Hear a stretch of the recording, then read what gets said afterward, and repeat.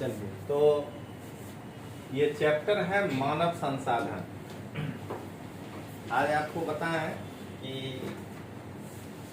अगर इसके पीछे हो तो हो सकता है, नहीं तो नहीं भी हो। नहीं 2014 में जब जीपीएससी सिलेबस बदला था सबसे पहली बार, जो नयापन आया था पहली बार, तो एक ये टॉपिक हुआ करता था, मानव संसाधन विकास। 14 वाले मेंस में था जीएस में ये टॉपिक। तो आपके सर उस पे किताब उसमें निकाले गुजराती में, मानव संसाधन विकास। तो हम लोगों के पास पहले से इंफॉर्मेशन था कि क्या लिखना है, क्या पढ़ना है, क्योंकि एनसीईआरटी पढ़े हुए थे।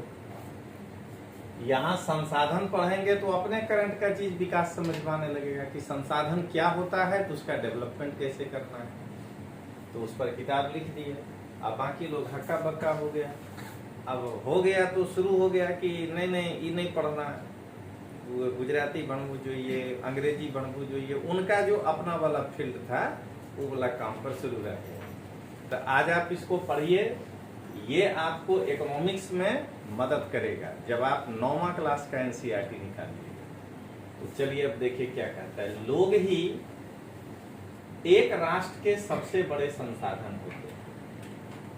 कितना भयानक चीज आपको मिला इस एनसीईआरटी को पढ़ने से, कि किसी भी राष्ट्र के पास लोहा, कोयला, सब कुछ है, wind energy, solar energy, but एक बटन दबाने वाला तो आदमी चाहिए ना। समूचा मशीनीकृत है, ठीक है ना। आपका घर एकदम नहीं कहते हैं कि ये आर्टिफिशियल इंटेलिजेंस से भरा हुआ है, लेकिन रिमोट दबाने वाला तो एक आदमी चाहिए ना, वो अपने आप तो दब नहीं जाएगा।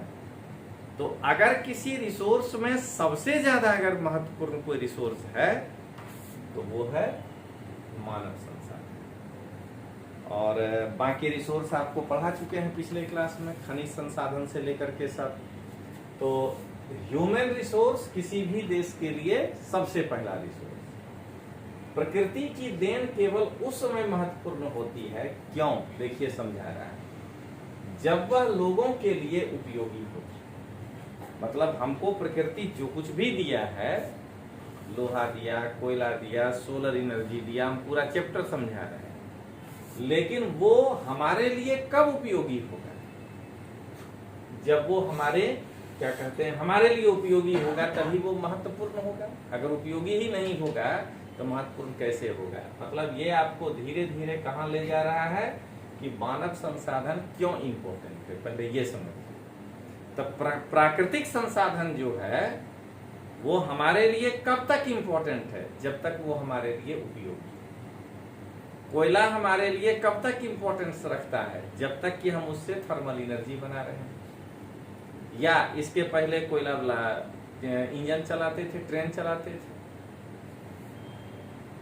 लोग अपनी आवश्यकताओं और योग्यताओं से उसे संसाधन में परिवर्तित करते हैं। मतलब क्या देख रहे हैं कि इसके पहले जो आप चैप्टर पढ़े थे प्राकृतिक संसाधन, तो वो संसाधन इसलिए था कि आपने उसको या हमने अपनी आवश्यकता और योग्यता के आधार पर उसको अपना रिसोर्स बना दिया। अगर हमको कोयला से बिजली बनाने ही नहीं आता तो कोयला किस काम का?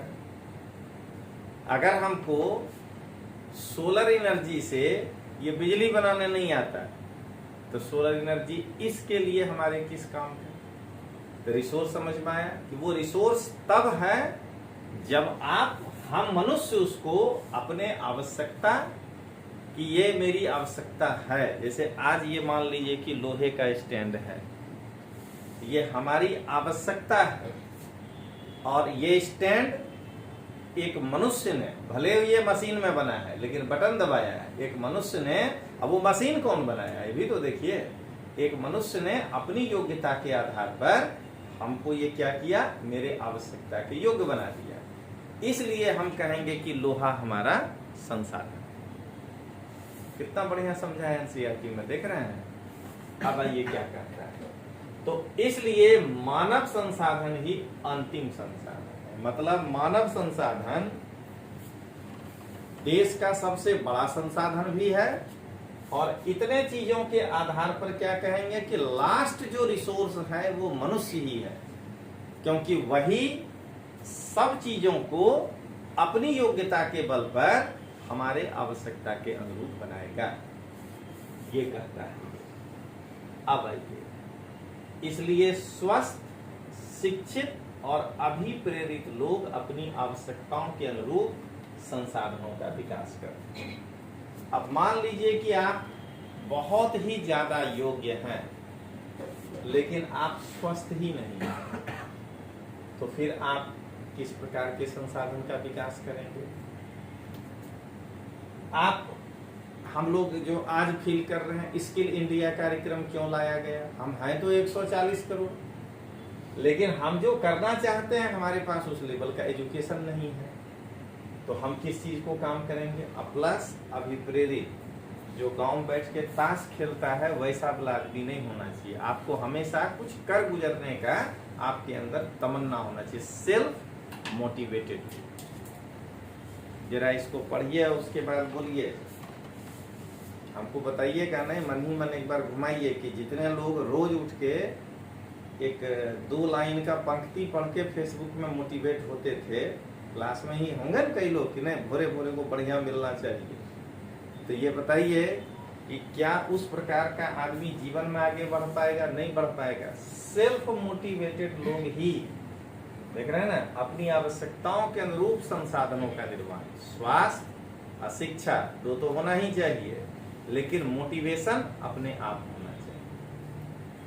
अगर आप देखिएगा कि कोई एगो गाना हमको बजे आईएएस वाला, तभी हम मोटिवेट होंगे, नहीं देखते हैं? एगो कोई जो है आईएएस पास हो गया है, बहुत लंबा दिन तक रही टीना डाबी सुपरस्टार, तब उस पर तरह तरह का पीछे गाना नहीं बजा, अगर नहीं सुने तो हम मोटिवेट नहीं हुए। तो जो उस तरह का आदमी होता है वो जनता होता है, प्रजा। नेता बने एमएलए एमपी ही नहीं, आप भी कलेक्टर हैं तो नेतृत्व ही कर रहे हैं। नेता मतलब लीडरशिप। तो लीडरशिप पाने के लिए हमेशा सेल्फ मोटिवेटेड होना पड़ेगा। आप ये सोचेंगे कि हमको गांधी जी कोई आर्टिकल सुनने के बाद ही बड़ा ही मन लगता है, तो फिर गांधी जी का अनुचर बन के रहिए। गांधी जी अपने जीवन में कभी बताए कि हम किससे मोटिवेट हुए थे? कभी सुने हैं कि गांधी जी किससे मोटिवेट हुए थे? कभी सुने कि कृष्ण भगवान जो हैं वो ब्रह्मा जी से मोटिवेट हुए हैं? मोटिवेशन लीडर अगर बनना है तो आपको खुद लेना होता है। देखिए इस एक पैराग्राफ में आपको कितना चीज सिखाया। अब आइए आगे। अन्य संसाधनों की भांति मानव संसाधन विश्व में समान रूप से वितरित नहीं है। माना जैसे कोयला, लोहा, जितना संसाधन आपको पढ़ाए हैं, कॉफी, कृषि भी एक संसाधन है, चाय, तो पूरे विश्व में सब जगह एक बराबर नहीं है, कहीं ज्यादा है कहीं कम है। क्योंकि फर्स्ट लेक्चर में ही आपको बताते हैं कि भगवान पृथ्वी में क्या किए, ऐसे पहले ठेपी खोले जब बना रहे थे, इसमें डाले कोयला, लोहा, तांबा, सब कुछ डाल के, और उसके बाद इसको बंद किए। अब बंद करके एक बार ऐसे हिला दिए। अब वो हिलाने में जिस कॉन्टिनेंट को जितना मिला, ठीक है ना, अफ्रीका को जितना मिला अफ्रीका को, एशिया जितना मिला एशिया को, तो उसी प्रकार भगवान हर जगह, देखिए ह्यूमन रिसोर्स हर जगह अपने आप को बसने के अनुकूल बनाया। क्या पढ़ रहे हैं? आवश्यकता, अयोग्यता। इसीलिए आप याद करिए जो हम रोज बोलते हैं कि सबसे पहले जो हाशिए पर चला गया समाज का जब चर्चा करते हैं कि ट्राइबल अगर योग्य नहीं होता तो उस एडवर्स कंडीशन में खत्म हो जाता है। आप सोच रहे हैं कि आप रोड बना करके एकदम बढ़िया घर बना करके उसमें एसी लगा कर रह रहे हैं, ऐसे वाला जमीन में गांव में रह रहे हैं, मतलब पहाड़े में रह रहा है बेचारा, तो अगर उसमें उसके हिसाब से ढलने का योग्यता नहीं होता तो क्या होता? वो पूरी प्रजाति या वो जाति खत्म हो जाती। तो क्या देख रहे हैं? हर इंसान योग्य है, यही समझना है। हर कितना है कि कोई तैरना जानता है और कोई पेड़ पे चढ़ना जानता है। समझ गए? जिसको पेड़ पे चढ़ना आता है उसको तैरना नहीं आता है, आज इसको तैरना आता है, उसको रेंगना नहीं आता है। हर आदमी योग्य है, हम उसको उस फील्ड में नहीं डाल पा रहे, यही प्रॉब्लम। तो यहाँ भी यही चीज कह रहा है। तो क्या होगा कि भगवान जो है सबसे पहली बार इंसान को कोई एक प्लेस होगा जहां कहे होंगे कि यही वाला इलाका तुम्हारे लायक है, यहीं रहना। चाहे वो एडम ईव हो, चाहे आदम हवा हो, और चाहे मनु हो। अब भगवान दिए थे इतना सा जगह, अब पूरा पृथ्वी हरा भरा करके दिए थे, जंगल उंगल चारों तरफ। लेकिन ये भी बोले थे कि देखो 5000 से ज्यादा आबादी मत हो जाए, ठीक ना। और हम अचानक फैल गए 20,000 को, तो अब क्या होगा, 15,000 को अब अनुकूल जगह पे जाना पड़ेगा। ये क्या, ये देखिए ये चैप्टर क्या समझा रहा है, जब आप पढ़िएगा अगले साल आर्यों का सेटलमेंट, समझ रहे हैं कि पहले तो कोई एक जगह पर आर्यों को रहने का मौका मिला। जब आबादी बढ़ी और वो संसाधन उनके लिए कम पड़ने लगा, तो वो एक जगह से दूसरे जगह के लिए निकले। मत मानिए इंग्लैंड से आए थे, ये तो मानिएगा ना कि सिंधु नदी घाटी के आसपास रहते। तो सिंधु नदी घाटी के पास रहने वाला आदमी आज असम तक कैसे पहुंचा, जंगल काटते काटते। इसका मतलब क्या हुआ, आवश्यकता को ध्यान में रखते हुए वो अपने हिसाब से अनुकूल जलवायु, अब अनुकूल पोजीशन करते चला गया। अब आइए, कहता है अपने शैक्षिक स्तर, आयु और लिंग में वे एक दूसरे से भिन्न है। उनकी संख्या और लक्षण भी बदलते रहते। मतलब विश्व में कोई ऐसा भी देश है जहां शैक्षणिक स्तर जो है 100% साक्षरता है, कोई ऐसा भी देश है जहां आज भी 50% साक्षरता है। आयु, हम क्यों कहे अभी 2014 में कि हम विश्व में सबसे युवा समूह वाले देश हैं, आयु भिन्न भिन्न है। जो गप करिएगा ना, पहले क्या कहते हैं, बेसिक्स पढ़ना चाहिए। एनसीईआरटी में सब लिखा है, जैसे वेद में सब लिखा है। और कहता है लिंग में वे एक दूसरे से भिन्न है, तो महिला और पुरुष। अब आइए आगे क्या कह रहा है, जरा इसको पढ़िए। मेरे विद्यालय में 500 बच्चे हैं, मेरे गांव में 1000 लोग रहते हैं। तो टीचर पूछ रहे हैं कि आपके विचार से विश्व में कितने लोग रहते हैं। एक बच्चा कहता है मेरी कक्षा में 30 लोग हैं। तो कहता है विश्व में लगभग 6.6 अरब लोग। 1 अरब में कितने शून्य होते हैं, इस संख्या को आप कैसे लिखेंगे। तो ये कहानी सुनाया, लेकिन आपके दिमाग में ग्राफ कर दिया कि भाई 6.6 अरब आदमी 2011 के जनसंख्या के हिसाब से विश्व में हैं। अब आइए जनसंख्या का वितरण। पहले आप ये पढ़े पूरा परिभाषा, अब देखिए जनसंख्या का वितरण। तो उसके पहले लिखिए, तब फिर आगे बढ़ेंगे। मानव संसाधन हेडिंग लिखिए।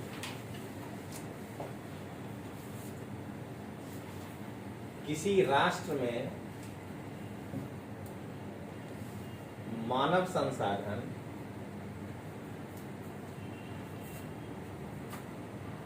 सबसे बड़े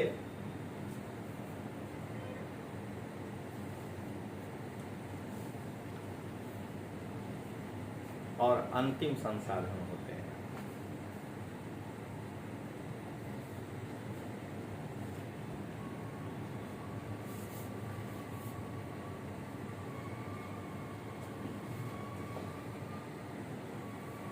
फिर लिखिए ये वाला, स्वस्थ शिक्षित और अभिप्रेरित लोग, स्वस्थ शिक्षित और अभिप्रेरित लोग अपनी आवश्यकताओं के लिए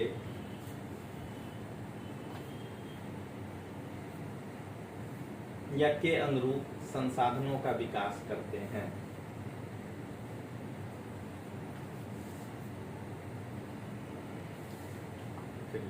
मानव संसाधन विश्व में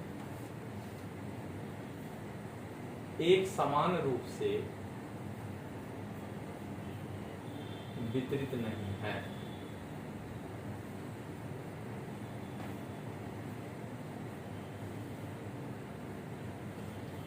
अब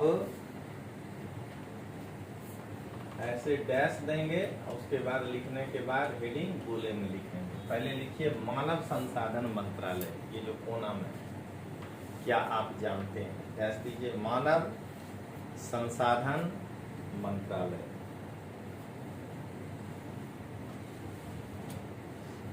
लिखिए यह भारत सरकार के अधीन एक मंत्रालय है।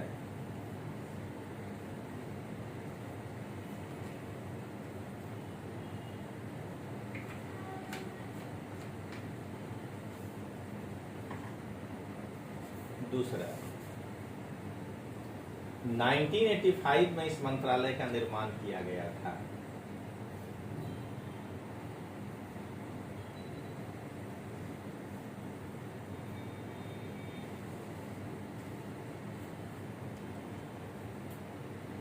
इसका कार्य लोगों के कौशल को बढ़ाने के लिए किया गया। इसका कार्य लोगों का कौशल बढ़ाना है।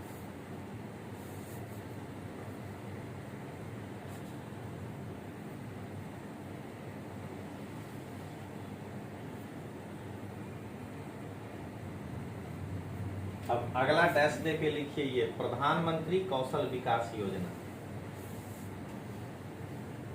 PKVY, प्रधानमंत्री कौशल विकास योजना।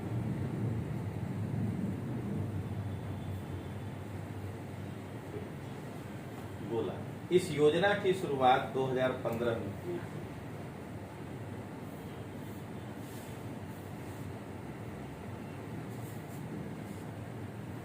देखिए एनसीईआरटी पढ़ने का फायदा, तैयारी जो इस वे में नहीं करके क्लास 3, 4, 1, 2 कुछ भी डायरेक्ट उतरता है, 4 महीना बाद भी उससे एक बार पूछिए कि प्रधानमंत्री कौशल विकास योजना क्या है, तो वो आपके इतना मजबूत नहीं होगा, क्योंकि वहाँ क्या है उसका ध्यान लगा दिए हैं परीक्षा के क्वेश्चन पे, वो उतने के ऊपर फोकस किया है। आपको टाइम है, आप क्या है एक एक बेसिक्स पढ़ रहे हैं।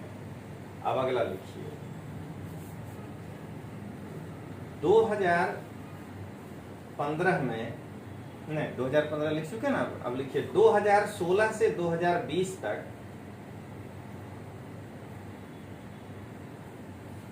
1 करोड़ भारतीय युवाओं को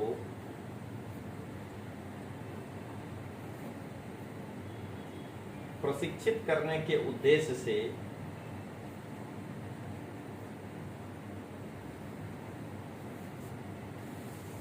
इस योजना की शुरुआत की गई थी।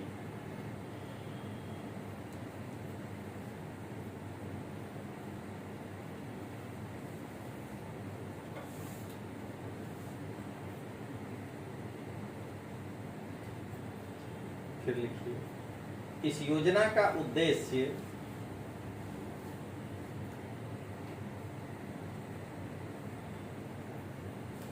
रोजगार अर्जक को, जो रोजगार पाना चाहता है, रोजगार अर्जक को गुणवत्ता प्रशिक्षण प्रदान करके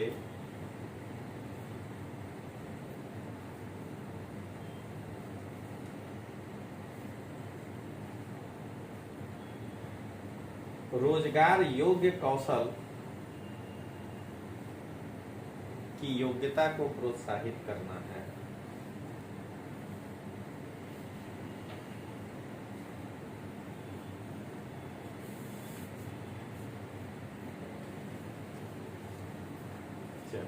अब आगे देखें जनसंख्या का वितरण। कहता है भूपृष्ठ पर जिस प्रकार लोग फैले हैं उसे जनसंख्या वितरण का प्रतिरूप कहते हैं। खाली देखिए कि जब आप मेंस की तैयारी करेंगे, लड़का क्या कर रहा है अभी, हाउ टू राइट वाला कोचिंग ज्यादा करता है, जल्दी से 2000 रुपया महीना दिए, 20 को क्वेश्चन लिखेंगे, हो गया काम पूरा। अगर हम पहला लिखे जनसंख्या वितरण का प्रतिरूप किसे कहते हैं, और उसके बाद अगर आपको जो है कुछ और प्रश्न में टेल डाले तो उस वक्त क्या होगा, जो एनसीईआरटी नहीं पढ़ा है वो ये परिभाषा ही नहीं लिख पाएगा कि भूपृष्ठ पर जिस प्रकार लोग फैले हैं उसे जनसंख्या वितरण का प्रतिरूप कहते हैं। लेकिन एकदम हम पूरे क्लास का मानसिकता जानते हैं कि खाली परिभाषा रट लिए हैं, अभी दिमाग में कुछ आ नहीं रहा है। क्या आ रहा है कुछ? कहें हमको मालूम है नहीं, किसी को नहीं आ रहा है, किसी को भी नहीं आ रहा होगा। आगे पढ़ेंगे तब पता चलेगा। ये जो फोटो है यही है, कह रहा है कि विश्व की जनसंख्या का 90% से अधिक भाग भूपृष्ठ के लगभग 30% भाग पर निवास करता है। माना हमारी जनसंख्या जितनी है उसका 90% आदमी, हमारे पास जितना लैंड है, एक तो क्या है भूगोल में पढ़ाए थे कि लैंड ही अपने पास 21% है, 72% तो जल ही है। तो उस 21 का 30% निकालिएगा, यानी 5-6% जमीन पर ही हम 90% से ज्यादा लोग रहते हैं। कैसे? तो मैप निकालिए, निकालिए एक में ही जो पूरा वर्ल्ड है उसको।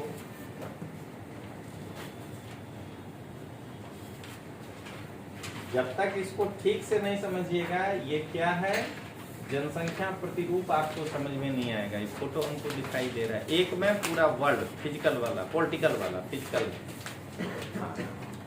देखिए कितना बड़ा पीला रूस है, ठीक है, आया हरा रूस है।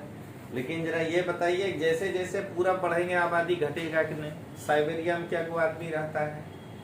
तो क्या देख रहे हैं, इतना बड़ा इलाका में तो कोई रहता ही नहीं है। ये जो रसिया जहां लिखा है आर, रसिया का आर, उस आर से उधर जहां चले जाइएगा वहां आबादी 2% भी, 1% भी नहीं होगा पूरे आबादी का। 1% तो बहुत हो गया, तो उतना एरिया खाली हो गया। जरा देखिए तो कनाडा ऊपर, कनाडा में ऊपर क्या वो आदमी रहता होगा? पहले आप ये से उसके देखिए, उसके बाद चले आइए अफ्रीका, जरा देखिए तो जो बीच में सहारा जहां लिखा होता है, नहीं हो तो फिजिकल में देख लेना है। अफ्रीका में सहारा कितना बड़ा इलाका है, वहां की बस्ती गीचता कितनी होगी? बहुत कम। और उसके बाद ब्राजील में जहां पे अमेजन नदी बहती है वहां भी कितनी होगी? तो क्या देख रहे हैं, यही अभी सबसे बड़े बड़े भाग से। अभी एक और बाकी है, ऑस्ट्रेलिया के पश्चिम में देख लीजिए कलर कैसा है बदला हुआ, वो भी डेजर्ट है, ठीक ना। बोत्सवाना के पास काला हरी डेजर्ट देख लीजिए, अर्जेंटीना का निचला भाग देख लीजिए, ठीक ना। तो जितना भी है इन सब जगहों में इंसान नहीं के बराबर। हाँ, अब धीरे धीरे जब आबादी बढ़ा, अब व्यवस्था हम कर सकते हैं, तो लोग वहां जाना शुरू किया। क्या देख रहे हैं आप? यही है, विश्व की जनसंख्या का वितरण असमान है। नक्शा सामने रखिएगा, कुछ क्षेत्र बहुत घने बसे हुए हैं, जैसे अपना भारत, और उससे भी अगर गीचता निकालिएगा तो बांग्लादेश। फार्मूला 2 है ना, क्षेत्रफल और उसमें कितना आदमी रहता है। इतना बड़ा अपना क्षेत्रफल, गुजरात रहते 6.5 करोड़ है, थोड़ा खुला खुला रहता है। अरे एक बार खाली माना कि गाड़ी निकालना है अहमदाबाद के बाहर, उसके बाद तो सौराष्ट्र तक खुले न जाएगा दोनों तरफ। अगर हमारे बिहार में चला के दिखाइए तो गाड़ी ऐसा है, इतनी सा रहते 11 करोड़ है। तो वहां तो रोडे बैठ करके वो जो है ऐसे लाल खींच के खेल रहा होगा गोटी बीचे रोड पे। आपको गाड़ी ऐसे लेके जाना है, जरा सा हॉर्न मारे तो ऐसे पीछे मुड़ के देखेगा, कहेगा झलक कह नहीं छोरे के जो बैठी खेले छिए। समझ गए? अभी जो ये धान का सीजन जो कटा, एकदम पटना तक आधे रोड मिलेगा, हर आदमी बड़ा बड़ा पत्थर लगा दिया है बीच से सड़क पे, और वहीं पे धान बिछा दिया, सुखा रहे हैं। 2 आदमी ऐसे लाठी डंडा लेके बैठा है, गप मार रहा है। तो क्यों? क्योंकि जगह ही नहीं है ना, इतना छोटा सा एरिया है। झारखंड था तो कुछ मौका भी था, लेकिन अब है इतना, अब उसमें 13 करोड़ कहाँ रहेंगे? तो ये जो प्रॉब्लम है, थोड़ा दिन बाद देखिएगा, कहेगा कि रोड के ऊपर मकान बना लेंगे, अंदर से जाओ जैसे जाना है, जगह नहीं, हम क्या करेंगे भाई? तो अब देखिए यही कह रहा है। दक्षिण पूर्व एशिया, यूरोप, उत्तर पूर्वी उत्तर अमेरिका घने बसे क्षेत्र हैं। उसी मैप में देखिए, दक्षिण एशिया किसको कहेंगे? वर्ल्ड वाला जिसमें एक है, देखिए मलेशिया वगैरह, वो कहलाएगा दक्षिण एशिया, ठीक है। दक्षिण पूर्व एशिया तो अच्छा, अपना भारत भी उसी में आ जाता है। उसके बाद देखिए बर्मा, थाईलैंड, ये सब हो गया दक्षिण और दक्षिण पूर्व एशिया। ठीक है, क्यों कहते हैं सार्क? देख रहे हैं ना, South Asian association of SAARC. क्यों कहते हैं आसियान? देख रहे हैं ना, यही है ये। उसके बाद देखिए अगला यूरोप, पूरा का पूरा। वो तो अगर उपनिवेश नहीं बनाता है तो आज सोता कोई नहीं, सब ऐसे खड़े रहता 24 घंटे। अमेरिका के 32 करोड़ आदमी वहीं ले जाकर रखिए, उसी का अंग्रेज सब है। ठीक है ना। उसके बाद ऑस्ट्रेलिया वाला भी वहीं लाइए, पूरा अफ्रीका में जितना गोरा है उठा के वहां रखिए। देखिए कि अगर ऐसे नहीं खड़ा हो जाए सब मिल करके कहिएगा। तो क्या देख रहे हैं आप? घना बसा है। अब आइए अगला क्या कह रहा है, उत्तर पूर्व अमेरिका। अमेरिका में जहां पे सुपीरियर झील आपको दिखाए हैं, ठीक है ना, उसके पास का क्षेत्र जो है वो सबसे ज्यादा बस्ती गीचता वाला हो। अब आइए उच्च अक्षांश, कहां कहां कम लोग रहते हैं? हाई लैटिट्यूड यानी 66.5 से जब आप ऊपर बढ़िएगा। उष्णकटिबंधीय मरुस्थल, जहां सहारा आपको बताए थे, उष्णकटिबंधीय मरुस्थल, उसी लाइन पर अपना भी थार रेगिस्तान आएगा। उसके बाद क्या कह रहा है, मरुस्थल हो गया, उच्च पर्वत जहां जैसे अपना हिमालय, और विश्वतीय वन जो हम कहे थे आपको अमेजन नदी, ऐसे नहीं बताए थे, ठीक है ना। तो इन क्षेत्रों में लोग जो है, या और बीच में है अफ्रीका में देखिए जायरे देश, कॉन्गो रिपब्लिक, क्या है वो? विश्वतीय वर्षा वन है। ठीक है, तो वहां पर कैसे आदमी कम रहता है। अब आइए विषुवत वृत्त के दक्षिण के अपेक्षा विषुवत वृत्त के उत्तर में बहुत अधिक लोग रहते हैं। देख लीजिए इक्वेटर जहां से गुजरा है उसके साउथ में जो है लैटिट्यूड में लोग कम रहता है, उसके नॉर्थ में ज्यादा रहता है। अरे दुइये को चीन में और भारत बराबर कर देगा ना, साउथ में कितना रहेगा आदमी। इसीलिए हम आपको पढ़ाते समय भी बोले धार्मिक रूप से नाराज नहीं होना है। इसीलिए सेंटा क्लॉज टोपी पहनता है और वो लाल वाला एकदम जैकेट उकेट पहन के हमको आता है चॉकलेट से, क्योंकि दक्षिण में लोग था ही नहीं। तो वो जो त्योहार मनाया जाएगा वो तो सब नॉर्थ में मनाया जाएगा, और उसमें भी कहाँ मनाया जाएगा? इंग्लैंड और फ्रांस में। तो वहां तो कड़कती ठंड। तो दिमाग में गया इंसान का कि सेंटा क्लॉज ठंडा में कैसे है। हम खाली उस धर्म का नहीं शिकायत कर रहे हैं, अपने लोग भी कैसे देखते हैं गणपति जी को चादर उड़ा देते हैं जब ठंडी का मौसम आता है। वो आदमी से पूछिए कि भगवान को ठंडा लगेगा? मतलब भगवान जो है उनको कहीं ठंडा लगता है? जो क्रिएटर है, हम पढ़ाते हैं फिलॉसफी में कि जो क्रिएट किया है उसको उस चीज से जो है प्रॉब्लम होगा, नहीं तो अगर प्रॉब्लम होगा तो फिर वो खत्म कर देगा। हम पढ़ाए हैं, या भी अगर इसका यूटिलिटी खत्म हो जाए तो क्रश कर देंगे। तो अगर भगवान को ठंडा लगने लगा ना तो तू ठंडे गायब कर देंगे। अच्छा, कुछ आदमी देखिएगा मंदिर में पंखा गलत नहीं है क्योंकि हम आप जाते हैं। कुछ आदमी देखिएगा कि भगवान के मूर्ति के ऊपर को पंखा लगाता है। तो महामूर्ख हो क्या जी, भगवान को पंखा की जरूरत है? तो ये जो चीज है ये समझिएगा। तो सेंटा क्लॉज इसलिए वो ड्रेस पहना क्योंकि पता ही नहीं था लोग को, दक्षिण में ईसाई धर्म पहुंचा ही नहीं था, आदमी भी नहीं पहुंचा था, तो उसको कैसे एहसास होगा कि सेंटा क्लॉज गर्मी में आएगा। तो आज समय के साथ बदलाव का आवश्यकता है। सेंटा क्लॉज को ब्राजील में लोगों को हाफ टी शर्ट और हाफ पैंट में बुलाना चाहिए, क्योंकि उस वक्त वहां गर्मी का मौसम होता है। ऑस्ट्रेलिया में उसमें बुलाना चाहिए। यही है धर्म।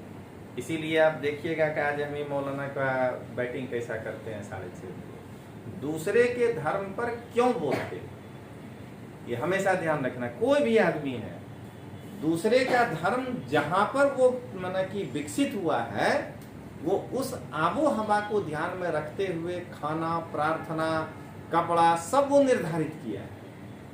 तुम भी सही हो अपने जगह पे, हम भी सही हैं। अगर मान लीजिए मांस और नॉनवेज का प्रचलन मुसलमानों में ज्यादा है तो वाजिब बात है ना, जहां वो धर्म पनपा है वहां जानवर हो सकता है कि मिल जाए। रेगिस्तान है, वहां वो ककड़ी हुआ कहां से खाएगा भाई?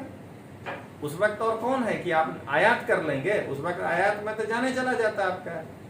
तो क्या देख रहे हैं आप कि जहां से वो धर्म आया है, कई बार देखिए आपको बताते हैं मैनेजमेंट है इस्लाम में, पानी का कमी है इसीलिए वो ऐसे करके वजू करता है, उतने पानी में उसको सब कुछ कर लेना है। तो अब वो अगर हमारे ऊपर हंसे कि तुम लोग ऐसे धोते हो, तब हम भी हंस देंगे कि तुम भी तो ऐसे धोते हो यार, लेकिन तुम अपनी सीमाओं में रहो, तुम अपना काम करो, हमको अपना करने दो। तो क्या देख रहे हैं आप, यहां पर यही है। अब आइए, विश्व की कुल जनसंख्या का 3/4 लोग 2 ही महाद्वीपों में रहते हैं, एशिया और अफ्रीका। माना 75% आबादी एशिया और अफ्रीका में रहती है। ये लोग का यूएनओ में खेला देखिए कि एक देश को मिला है वीटो पावर। मना कहता है यूएनओ डेमोक्रेटिक, आबादी 75% एशिया और अफ्रीका में, जो उसका मेन है 5 वीटो धारक देश, उसमें एगो चीन। रूस को तो हम झूठे न बोलते हैं एशिया में है, अरे उसका मुंह तो यूरोप में है, पूछड़ी ना एशिया में है। तो आप ये बताइए कि तुम 4 नहीं तो 3.5 आधा आधा ले लो, हम 1.5, आबादी में हम 3/4 हैं। आप ये देख लीजिए कि आपको कितना खतरनाक पॉइंट मिला अगर आपको कहे कि यूएनओ में सिक्योरिटी काउंसिल में विस्तार की क्यों आवश्यकता है। नरेंद्र मोदी जो मुहिम चलाए हैं तो उस पर करंट के हिसाब से आपको आएगा प्रश्न कि क्या सिक्योरिटी काउंसिल में जो विस्तार की बात भारत कर रहा है तो आप किन आधारों पर उसको जायज मानते हैं। तो सबसे पहला तो यही है कि 3/4 आबादी के क्षेत्र वाले देश में एक देश को है वीटो पावर, ये डेमोक्रेसी कैसे। दूसरा, जिस वक्त यूएनओ बना था उस वक्त 52 देश उसके मेंबर थे।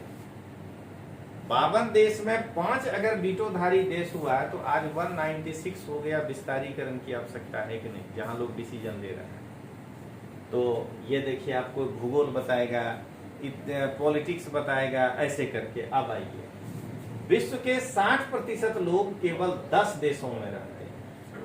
इन सभी देशों में 10 करोड़ से अधिक आबादी है। अब ये 1 2 3 ऐसे याद ठीक है करेंगे और नहीं करेंगे, लेकिन इतना दिमाग में घूम तो जाएगा कि यही देश है जहां की 60% आदमी रहता है। चीन, भारत, यूएसए, इंडोनेशिया, ब्राजील आबादी में 5वां स्थान रखता है और क्षेत्रफल में भी 5वां रखता है। क्षेत्रफल कैसे देश को याद करेंगे तो देखिए, वर्ल्ड का नक्शा निकालिए, इसमें एक में ही पूरा वर्ल्ड है पॉलिटिकल, और आपको हम एक फार्मूला देते हैं, सॉरी पहले जेड बनाना और उसके बाद जो है सॉरी उल्टा जेड बनाना, ऐसे उल्टा जेड।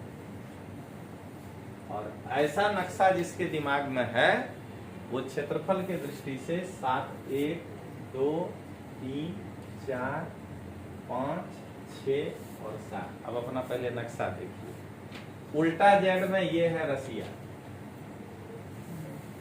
ठीक है ना। तो फोटो ही देख लीजिए, कोई कितना समझा देगा, कनाडा से बड़े हैं। दूसरा है कनाडा, तीसरा इधर आके देखिए चाइना, उसके बाद यूएसए, जैसे नीचे उतरिएगा ब्राजील, उसके बाद ऑस्ट्रेलिया और उसके बाद तो हम ही लोग इंडिया। देख रहे हैं उल्टा जेड ऐसे घूम जाना है, यह है क्षेत्रफल के दृष्टि से, ठीक है।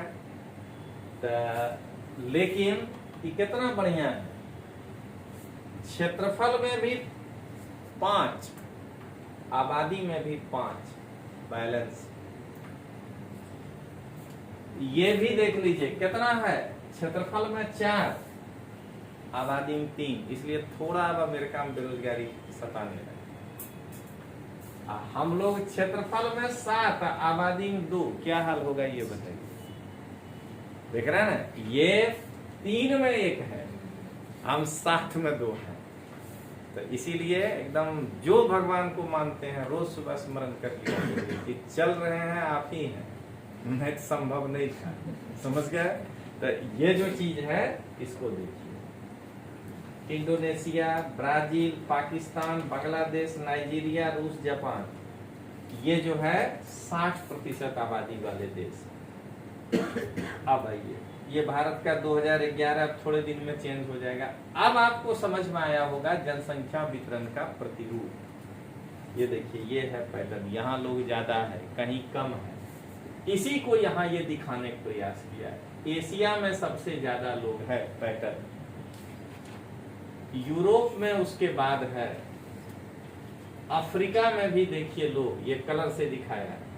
और जरा ऑस्ट्रेलिया निकालिए अकेला, कहीं से ओसेनिया गड़बड़ा देगा।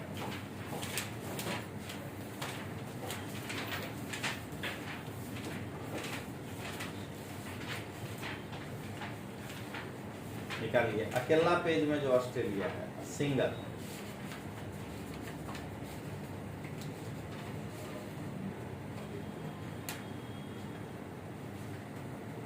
नाइन्टी 97 पेज निकालिएगा, खाली ऑस्ट्रेलिया ने, उससे आगे बढ़िए न्यूजीलैंड के बाद 97 पेज, उसमें टीटीके में 97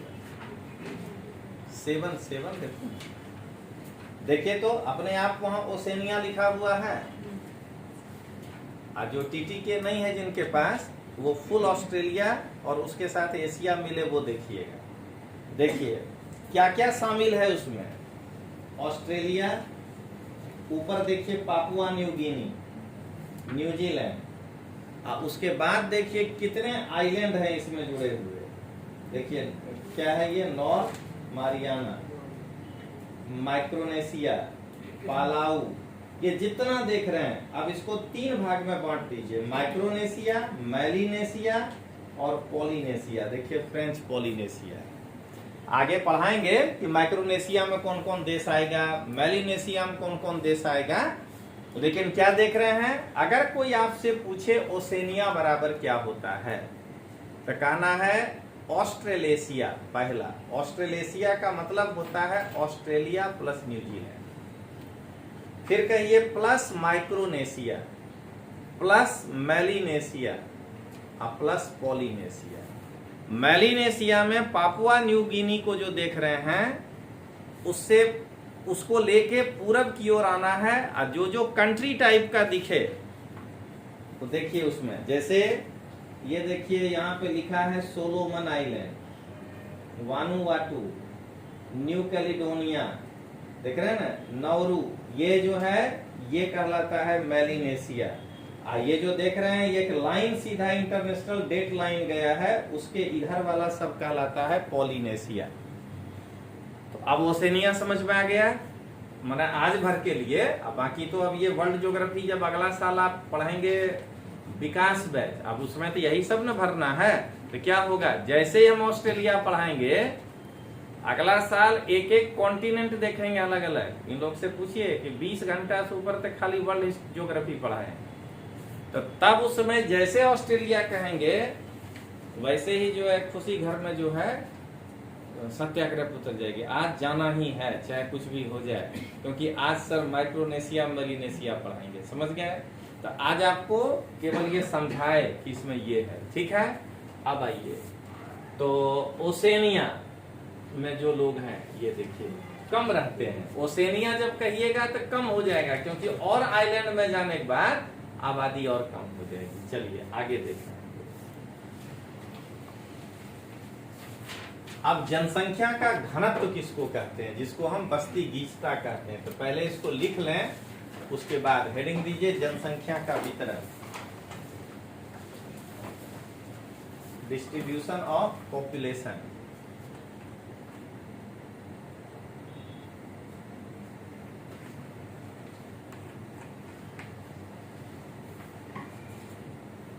लिखिए पहला, भूपृष्ठ पर जिस प्रकार से लोग फैले हैं, उसे जनसंख्या वितरण का प्रतिरूप कहते हैं।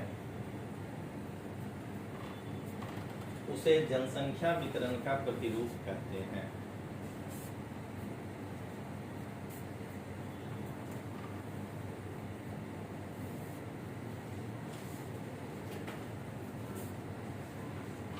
दूसरा, विश्व की जनसंख्या का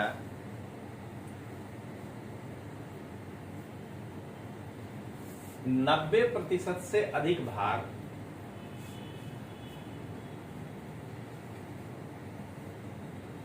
भूपृष्ठ के लगभग 30% भाग पर निवास करता है। भूपृष्ठ के लगभग 30% भाग पर निवास करता है।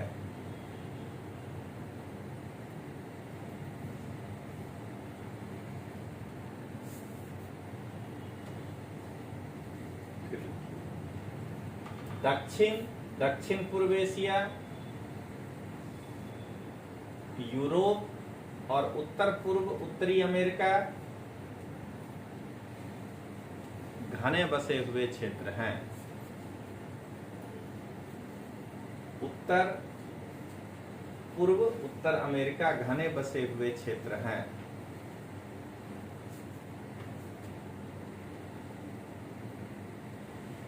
फिर लिखिए, उच्च अक्षांशीय क्षेत्र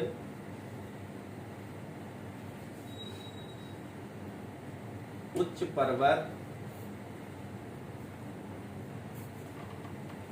और विषुवतीय वनों के क्षेत्र में बहुत कम लोग रहते हैं।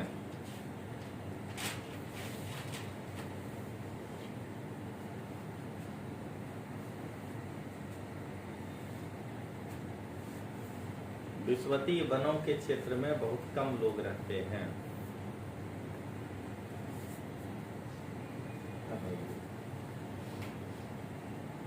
विषुवत वृत्त के दक्षिण की अपेक्षा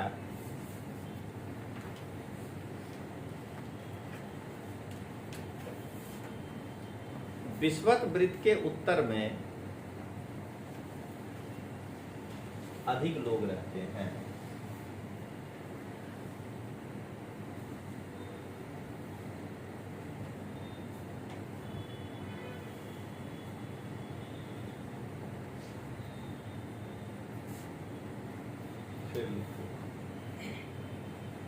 उच्च अक्षांशीय क्षेत्र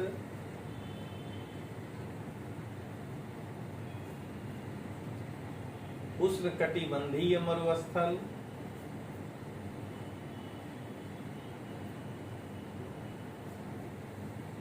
उच्च पर्वत और विषुवतीय वनों के क्षेत्र में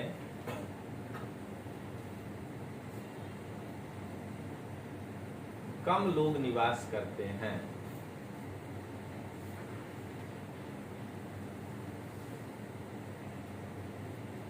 ठीक है, अगला विश्व की कुल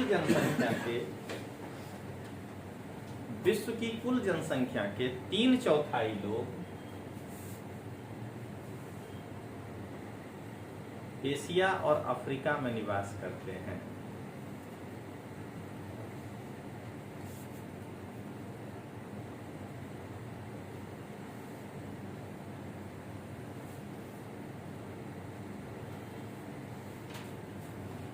अब डैश दीजिए, उसके बाद बोला, पहले डैश दीजिए। जनसंख्या की दृष्टि से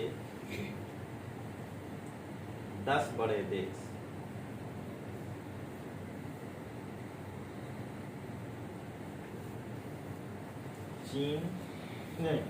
चीन, Bharat, USA, Indonesia,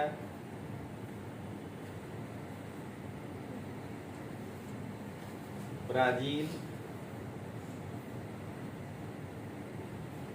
Pakistan, Bangladesh, Nigeria, रूस, जापान।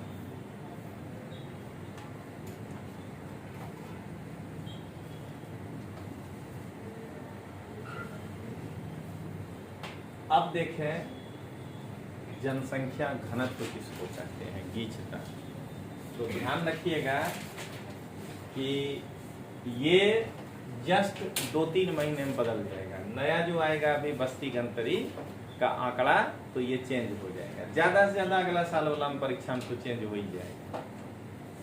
तो देखिए क्या कहता है, पृथ्वी पृष्ठ के एक इकाई क्षेत्र में रहने वाले लोगों की संख्या को जनसंख्या कहते हैं। माने एक यूनिट एरिया है, उस यूनिट एरिया में जितने लोग रहते हैं उसको हम लोग जनसंख्या घनत्व कहते हैं। कैसे?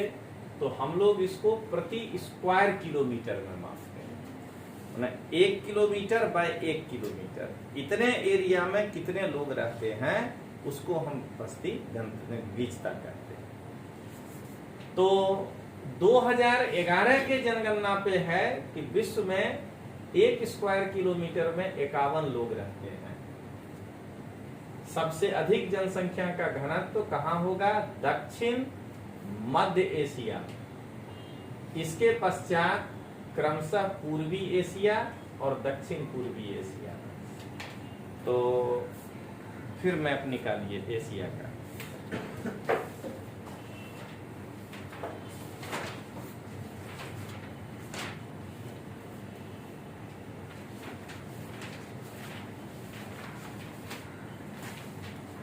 ये दक्षिण मध्य एशिया जो है ये क्या है? देखिए मिडिल ईस्ट नहीं है, साउथ मिडिल, इसको कहते हैं दक्षिण मध्य एशिया। एकदम सही जा रहे हैं आप, एक बात कर, एकदम भारत, समझ गए ना? देखिए ब्रिटेन से तय करना है कि कौन पूरब है कौन पश्चिम। तो ब्रिटेन का लोग पहली बार जब भारत के आगे का चीज नहीं जानता था तो कहा कि ये है ईस्ट इंडीज, पूर्वी इंडिया। लेकिन अब जब आप सब कुछ जान गए कि जापान भी है, इंडोनेशिया भी है, तो अब देखिए तो एशिया बीच में आ जा रहा है कि नहीं ब्रिटेन से।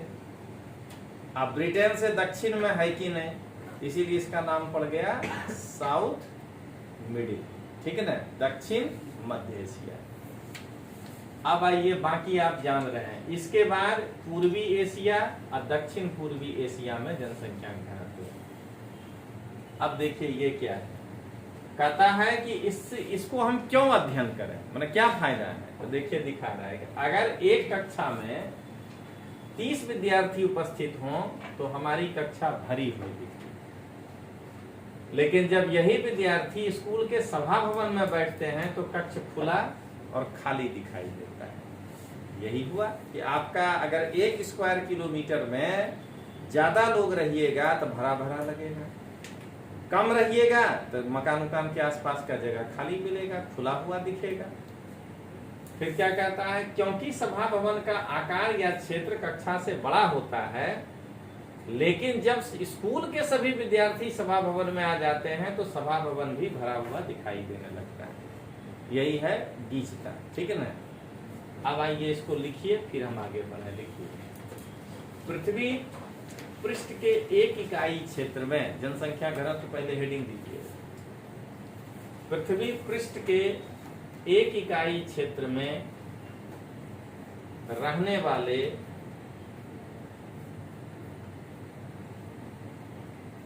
लोगों की संख्या को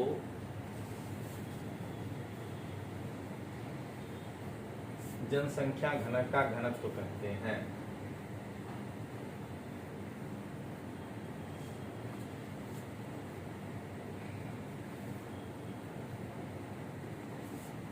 फिर लिखिए, यह प्रति वर्ग किलोमीटर में व्यक्त किया जाता है।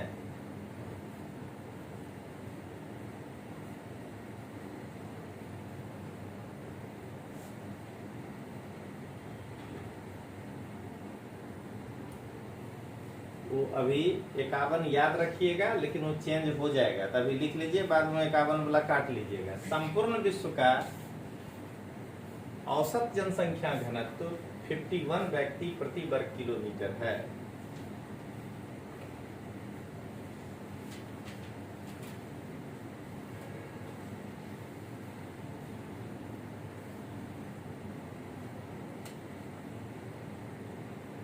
फिर लिखिए, सर्वाधिक जनसंख्या घनत्व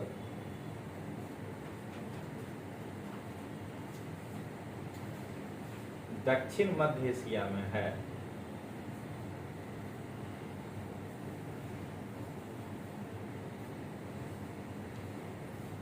इसके पश्चात पूर्वी एशिया और दक्षिण पूर्वी एशिया में है।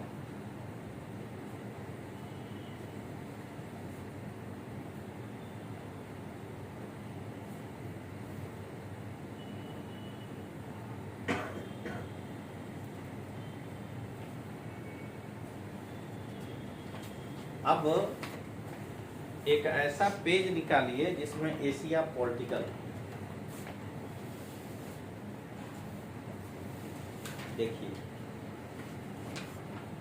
मोटा मोटी नजर घुमा लेना है इजराइल से लेकर के जापान तक, क्योंकि आपको यहाँ क्रियाकलाप क्या बोला है पता लगाइए कि एशिया में कितने देश हैं।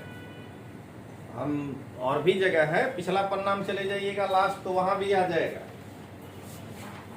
कंट्री का नाम और ये, लेकिन जो ये देखिएगा कि इजराइल है, पैलेस्टाइन है, जहाँ भूकंप आया सीरिया भी है, ठीक ना, एशिया में इराक है, कुवैत है, यूएई है, ठीक ना, ईरान है, अफगानिस्तान है, पाकिस्तान है, भारत है, नेपाल है, बांग्लादेश है, देखते हुए आगे बढ़िए, देखिए बर्मा है, थाईलैंड है, ठीक है ना, लाओस है, सब देखिए, वियतनाम है, मलेशिया है, सिंगापुर है, इंडोनेशिया है और साथ में जापान भी है, आएगो नालायक चीन भी है ऊपर, उसके बगल में 2 कोरिया भी है। तो ये जो है ये इस प्रकार से आपको नाम हम बताएं, आप ऊपर 5 स्थान भी है, कजाकिस्तान, उज्बेकिस्तान, तुर्कमेनिस्तान, देख रहे हैं ना, किर्गिस्तान, तो ये सब जो है एशियन कंट्री का लगता है। तो ये वाला काम भी आपका हो गया। अब देखते हैं जनसंख्या वितरण को प्रभावित करने वाले कारक। जनसंख्या के वितरण को वो कौन कौन से कारक हैं जो प्रभावित करते हैं? तो पहला है भौगोलिक कारक, यानी ज्योग्राफिकल कारण जो है वो हमारे जनसंख्या के वितरण को प्रभावित करता है। पहला स्थलाकृति, लोग हमेशा पर्वत और पठार यानी उच्च प्रदेश के तुलना में मैदान में रहना पसंद करता है। उसके कई कारण हैं, मैदान में नदियां होंगी, खेती होगा, निर्माण का फैक्ट्री लगा पाएंगे, सर्विस दे पाएंगे, रोड बना करके, सड़क पहाड़ पे रोड बनाना कठिन होगा, इसलिए लोग रहता है। गंगा का मैदान विश्व के सबसे घने बसे क्षेत्र है, यानी गंगा के मैदान में जो लोग रह रहे हैं वो सबसे घना है, जबकि एंडी, आल्प्स और हिमालय पर्वत विरल है, मतलब वहां पर आबादी कम रहती है। ये हुआ एक कारण। दूसरा आबोहवा, लोग सामान्य रूप से चरम जलवायु यानी जो ज्यादा गर्म है वहां भी नहीं रहना चाहता है, ज्यादा ठंडा है वहां भी नहीं रहना चाहता है, जैसे सहारा मरुस्थल में भी नहीं रहना चाहता है, और वो जो रूस वाला इलाका दिखाए हैं वो कनाडा और अंटार्कटिका में भी नहीं रहना चाहता है। यह है दूसरा। तीसरा है मृदा, तो उपजाऊ मृदा कृषि के लिए उपयुक्त है। तो क्या देख रहे हैं, नक्शा देखिए जरा, भारत में गंगा से लेके ब्रह्मपुत्रा नदी, एशिया वाला में देखिए गंगा से लेकर के ब्रह्मपुत्रा नदी, चीन में देखिए वांगवी, चांगजियांग, ये 2 नदी वहां दिखेगा, ठीक है ना। और उसी तरह जब आप इजिप्ट में जाके देखिएगा तो नाइल, वो अफ्रीका में आता है इजिप्ट, इसलिए नहीं दिख रहा है। अब आइए जल, लोग उन क्षेत्रों में रहने को प्राथमिकता देते हैं जहां अलवणीय जल आसानी से उपलब्ध हो, जहां सॉल्टी वाटर नहीं। तो विश्व की नदी घाटियां घने बसे क्षेत्र हैं, जबकि मरुस्थल विरल हैं क्योंकि पानी में। खनिज निक्षेपों वाले क्षेत्र अधिक बसे हुए हैं जहां पे मिनरल्स है। कैसे? तो दक्षिण अफ्रीका में जो हीरा का खान है, अब मध्य पूर्व में तेल की खोज ने इन क्षेत्रों में लोगों को रहने के लिए प्रेरित किया। अगर वहां हीरा नहीं मिलता तो वहां की जलवायु वैसी नहीं है कि लोग वहां जाके रहते। अब मध्य पूर्व में अगर तेल नहीं मिलता तो वहां जो आज आबादी देख रहे हैं वो भी उतना नहीं होता। अब आइए, ये हुआ एक फैक्टर ज्योग्राफी। दूसरा सामाजिक, सांस्कृतिक और आर्थिक। तो पहले आर्थिक, तो जहां इंडस्ट्री होगा वो रोजगार देगा, लोग वहां जाएगा। जैसे भारत में बंबई और जापान में ओसाका पढ़ाए थे वस्त्र उद्योग, उसमें बताए थे ओसाका। सांस्कृतिक कारण कुछ ऐसा भी है जो अगर धार्मिक केंद्र नहीं होता तो लोग वहां उतना नहीं जाके रहते, जैसे अपना वाराणसी, यरूशलेम देखिए इजराइल में आपको दिखेगा, इजराइल और पैलेस्टाइन जहां पे आके मिलता है, ठीक है। अगर नहीं दिख रहा है तो पन्ना आगे पलटिए, सब लोग पलटिए, देखिए दिखेगा। अलग अलग जो दिखा रहा है कंट्री जो है उसमें देखिए यरूशलेम, ठीक है। अब आइए, कहता है सामाजिक कारक, जहां अच्छा आवास, शिक्षा, स्वास्थ्य मिलेगा वहां लोग ज्यादा बसेंगे, जैसे पूना। तो ये हो गया जनसंख्या के वितरण को। आप बताइए कि अगर आपसे प्रश्न ये पूछता है जनसंख्या का वितरण और जनसंख्या के घनत्व को आप क्या समझते हैं, जनसंख्या वितरण को प्रभावित करने वाले क्या कारक हैं। अभी सुनिएगा, यहां तक सब लिखेगा, लेकिन वो भी इतना बढ़िया से नहीं लिख पाएगा जो एनसीईआरटी नहीं पढ़ा। अब टेल जोड़ेगा, हाल के दिनों में किसी क्षेत्र विशेष में जनसंख्या परिवर्तन की स्थिति देखी जा रही है, उसके क्या क्या कारण हैं। जैसे पिछले 20 साल में ये जो अहमदाबाद 40 से अचानक 65 लाख हुआ, तो इसके क्या कारण है, ये यहाँ पढ़ेंगे तो लिखेंगे, ये हो जाएगा करें। ये तभी पूछेगा जब कोई घटना ऐसा घट गया हो। तो चलिए हेडिंग दीजिए आप, जनसंख्या वितरण को प्रभावित करने वाले कारक।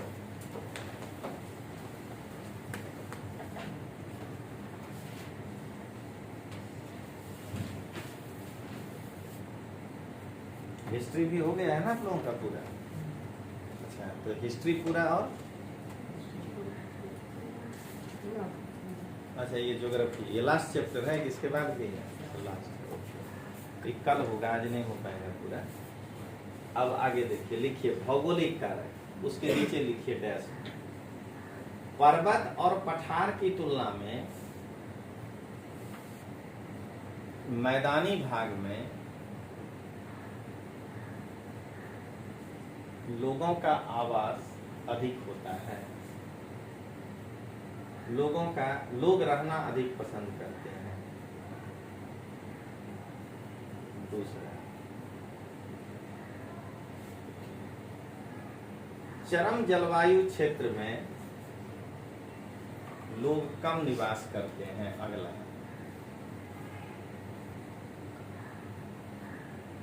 चरम जलवायु क्षेत्र में लोग कम निवास करते हैं।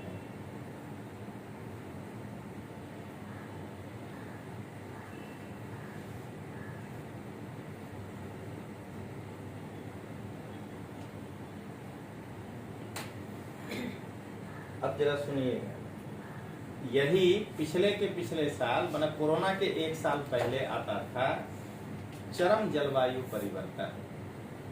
क्या है चरम जलवायु? अगर आपको पता है कि ज्यादा ठंडा या ज्यादा गर्म, तब उसमें परिवर्तन का मतलब ये हुआ कि जो जगह गर्म था वो अचानक और गर्म हो जा रहा है, तो चरम जलवायु परिवर्तन। और जो ठंडा है वो अचानक और ठंडा हो जा रहा है, तो चरम जलवायु परिवर्तन क्या है? देखिए यही है कि जो मैक्सिमम ठंडा और गर्म क्षेत्र है वहां भी चेंज आने लगा है ग्लोबल वार्मिंग के कारण। आइए अब देखें अगला, लिखिए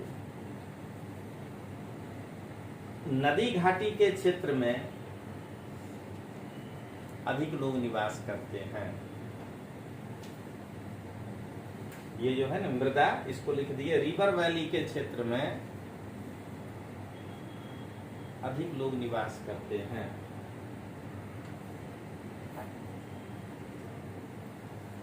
फिर लिखिए अलवणीय जल उपलब्ध क्षेत्रों में लोग अधिक निवास करते हैं।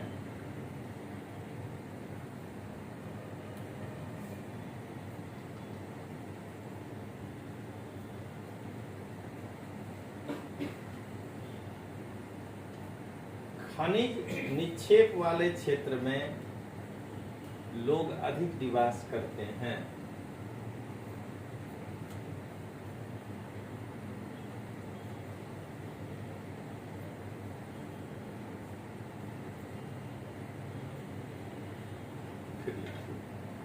औद्योगिक क्षेत्रों में लोग अधिक निवास करते हैं।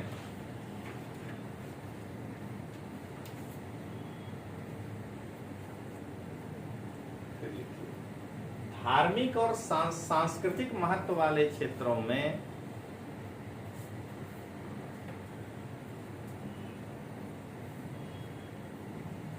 लोग अधिक निवास करते हैं।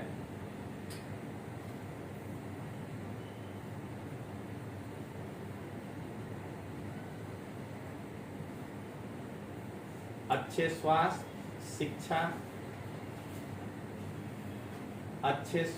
शिक्षा और आवास वाले क्षेत्र अधिक घने हैं।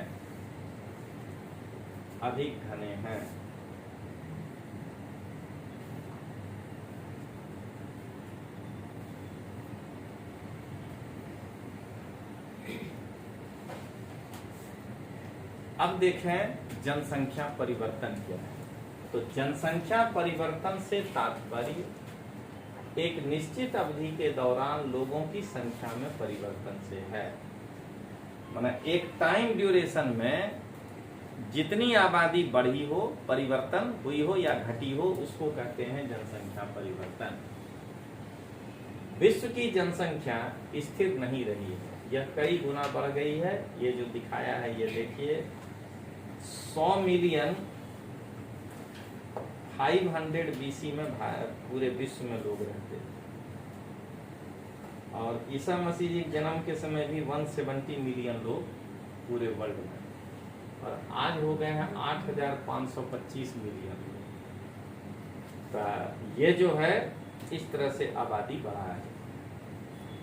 कहता है कि ऐसा क्यों? तो ऐसा वास्तव में जन्म और मृत्यु की संख्या में परिवर्तन के कारण। आबादी जो बढ़ रहा है उसमें एक कारण ये भी है कि जन्म और मृत्यु की संख्या में परिवर्तन हुआ है। क्यों? क्योंकि अब इस समय 2020-22 में शायद ही कोई ऐसा घर हो जो कह दे, अभी जो बच्चा 10-12 साल का होगा, हम 4 भाई लोग, हम दो हमारे दो में सिमट गए, फिर भी आबादी बढ़ रही। हमसे पहले 4 भाई आम था, पिताजी के काल में 5-6 भाई बहन मिला के आम बात था। तो जब इस पर जो है रोक लगा, तब भी क्यों नहीं अंतर हो रहा है? क्योंकि अब मेडिकल फैसिलिटी के कारण जन्म दर जो है, यानी 100 बच्चा जन्म लिया तो पहले 20 ही सरवाइव कर पाता, आज हम उसको 80 पहुंचा दिए। तो जन्म दर में वृद्धि हो गई। और पहले मृत्यु दर में बच्चा 100 में अगर 30 सरवाइव करता था तो 70 मर जाते थे। हम वहां क्या किए, उसको उल्टा कर दिए, 70 सरवाइव कर रहा है, 30 नहीं कर पा रहा है। तो इसको जो हम यहाँ पर चेंज किए, इससे भी जो है जनसंख्या में परिवर्तन हो गया। पहले अगर मान लीजिए कि 6 भाई था तो जन्म भी हो सकता है 16-17 भाई बहन दिया ऑन एवरेज, ठीक है ना, सर्वाइवल रेट कम। आज 2 भाई है लेकिन दोनों सर्वाइव किए, क्योंकि आज मेडिकल फैसिलिटी बढ़ गया है। तो क्या हुआ, मृत्यु दर जो है वो कम हो गया।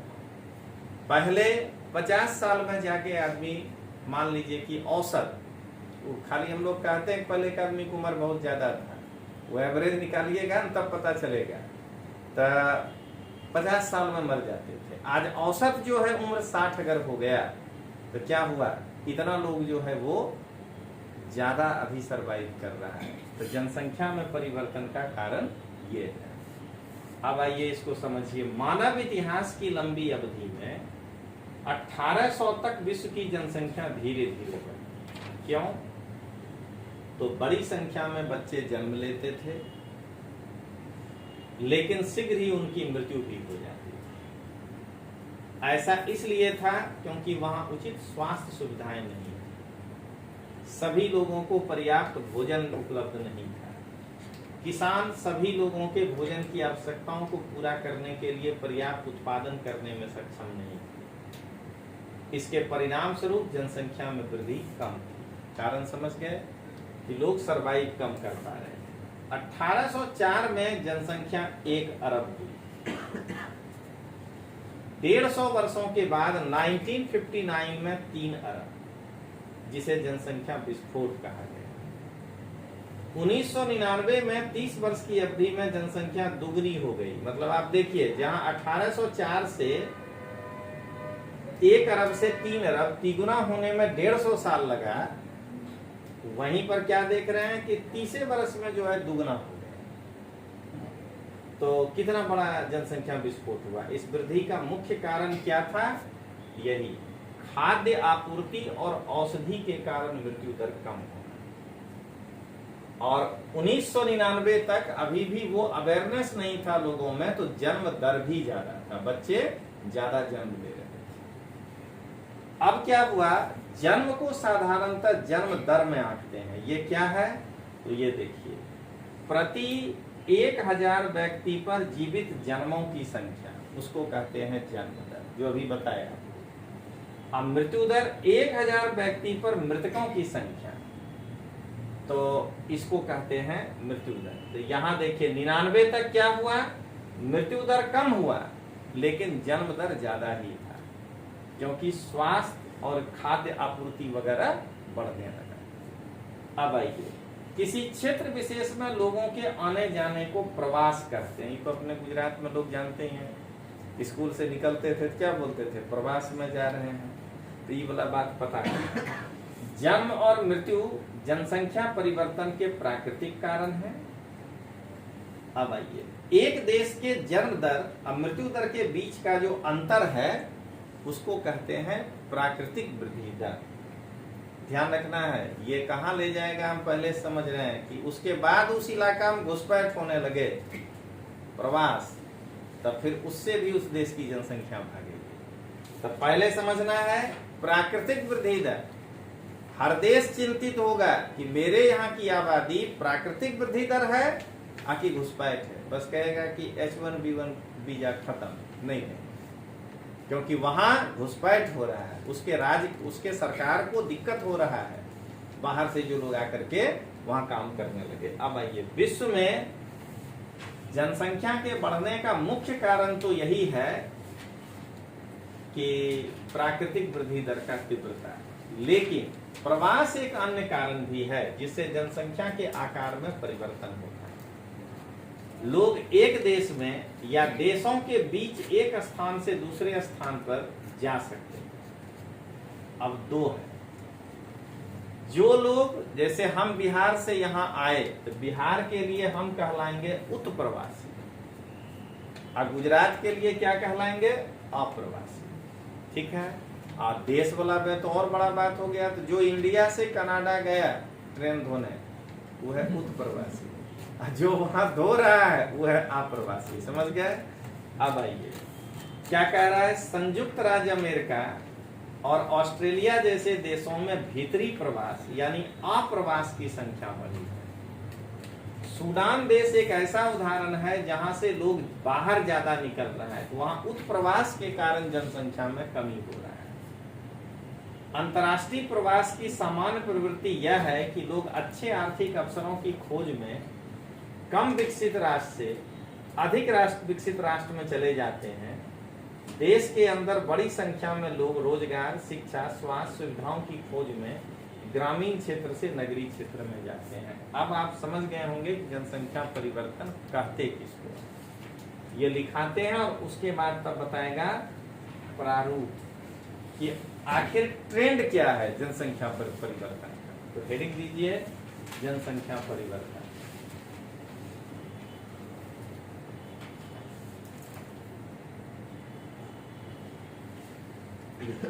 पहला, विश्व में जनसंख्या परिवर्तन का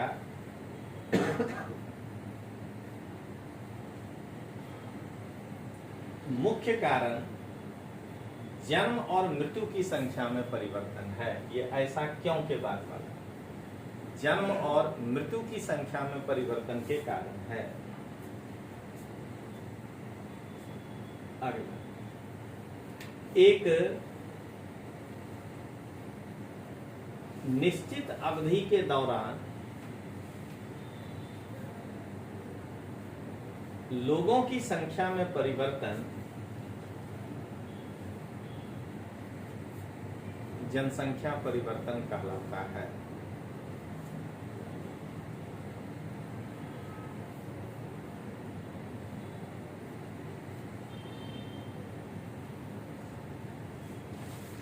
अब देखिए, ये जीवन प्रत्याशा थोड़ा समझिएगा। जैसे ऐसे गप में कोई भी आदमी देखिएगा बोलेगा कि भाई 60-70 वर्ष तो रहेंगे, माने आप उम्मीद कर सकते हैं कि इतना साल तो मिनिमम सरवाइव करेगा। तो अब उसको वैज्ञानिक तरीके से देखना है, लेकिन ऐसे क्या समझना है कि एक व्यक्ति के जिंदा रहने का जो आप एक उम्मीद करते हैं, उसका जो औसत निकालते हैं वो कहलाता है जीवन प्रत्याशा। तो ये पहले लिख लीजिए। जीवन प्रत्याशा उन वर्षों की संख्या है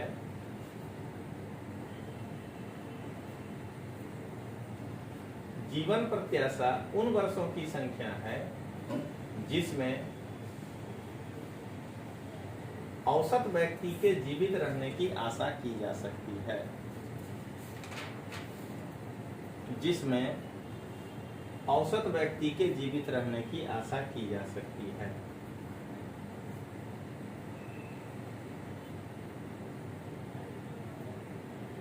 फिर यहाँ जन्म दर प्रति 1000 व्यक्तियों पर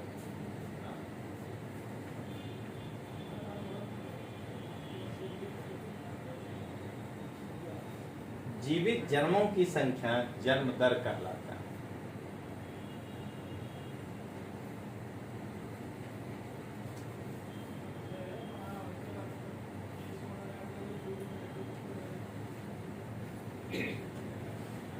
फिर लिखिए, प्रति 1000 व्यक्ति पर मृतकों की संख्या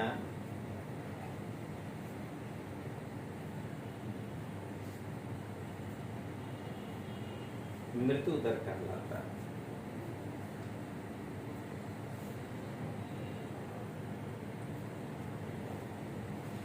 फिर लिखिए, किसी क्षेत्र विशेष में लोगों के आने जाने को प्रवास करते हैं।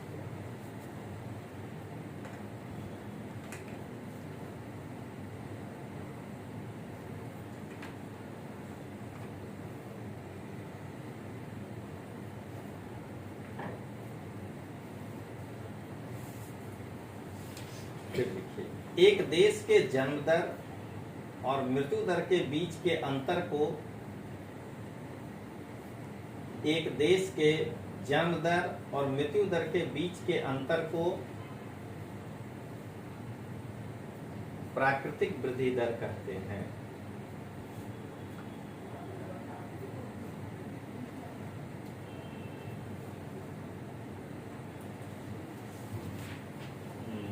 डैश दीजिएगा, उसके नीचे गोला में लिखेंगे। विश्व में जनसंख्या बढ़ने के मुख्य कारण। विश्व में जनसंख्या बढ़ने के मुख्य कारण। पहला,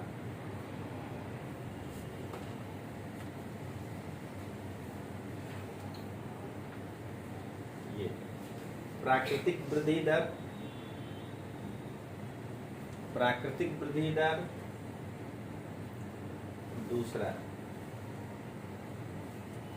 प्रवास।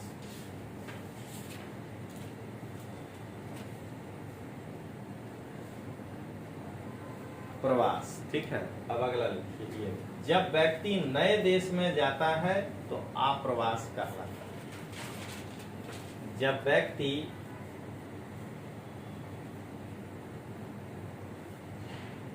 नए देश में जाता है तो आप्रवास कहलाता है।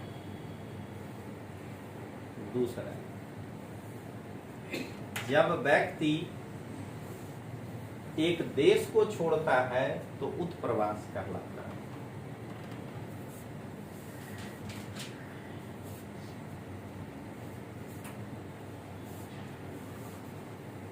तो आज का क्लास इतना ही अभी, लेकिन आपके टाइम टेबल को चेंज कर रहे हैं, इसी को कंटिन्यू करेंगे। कारण ये देखिए, आज आपके दिमाग में आ जाएगा कि खत्म हो गया, 1 2 3 बस इतना ही है, खत्म।